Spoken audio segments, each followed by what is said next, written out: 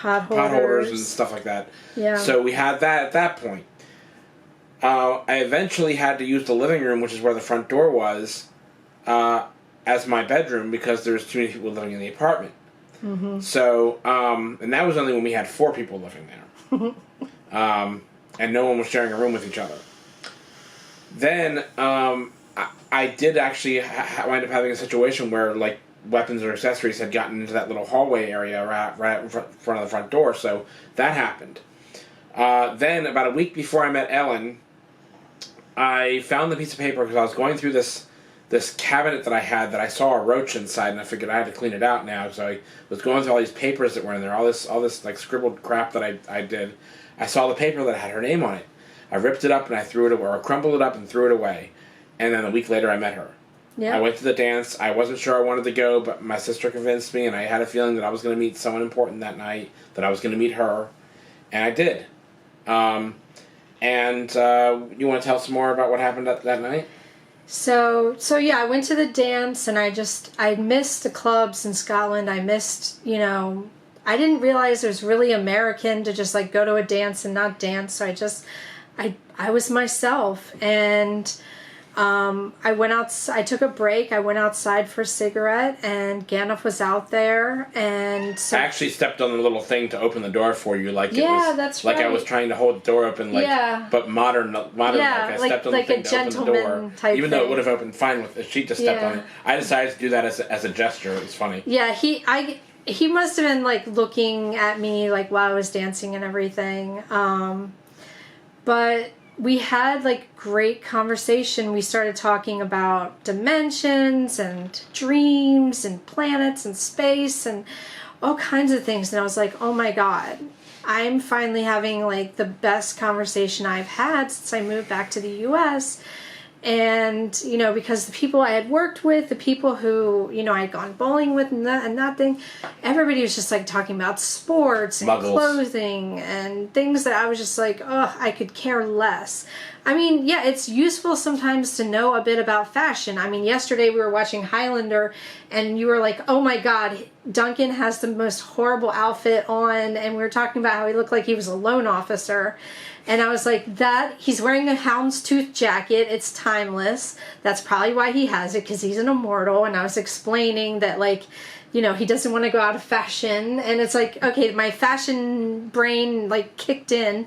Sometimes that information is useful, but that's, like, not all you want to talk about, It's like being immortal. That's more interesting, So, yeah, we have great conversations and, driving home, I was just like, I found my niche. I found my people, And the next morning, we had written our numbers like on this little program that the school had.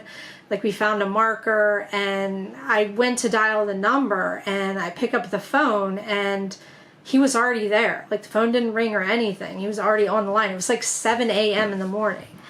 And we both were just like trying to talk to each other, and he invited me over for watching X-Men and having breakfast. Needless to say, we did not watch X-Men. We did not have breakfast. We would just listen to music and made out. And I had to work that day. I was working at the dollar store, and he asked me, could I borrow your CDs? And I trusted him. I let him, borrow the CDs, and you put them under your cabinet. Which yeah, was and it like, fit.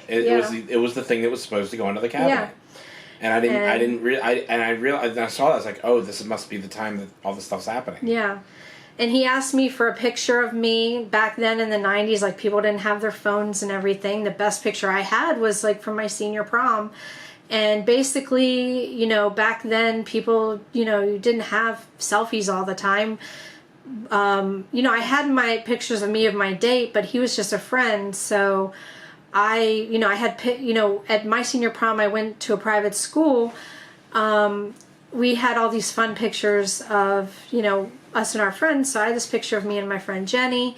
And, she's got this beautiful long red hair and beautiful blue ball gown that her mother had sewn her. So, you know, I'm just this like short girl with this black dress, you know. So I was like, what, is this picture okay? And I gave it to him, and it was like me in this cardboard frame, and I was the smaller one. So that was like really interesting that actually came true. And, you know, we haven't spent more than a few days apart since. I mean, we've been married for a very long time, over 22 and a half years. 22 and a half years. And, you know, it's a lot of work to make a marriage work. We work on our marriage every single day. We work on our relationship. We survived the global pandemic. But, you know, we're each other's best friends. We wouldn't want life to be any other way.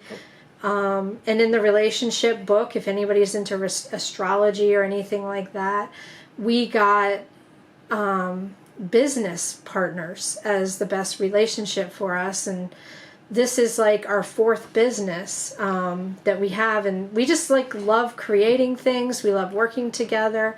And we love working with our friends. And, you know, it's just something that we do. We have a good time. And it's what we love. So, anything else that you want to say? No. No? Yeah. So that's how we met. Thank you guys so much for watching our videos. Thank you for going on this journey with us. We hope that you're having a good Thursday and party reasonably hard, like Tripod says. Shout out to Tripod. Shout out to Tripod.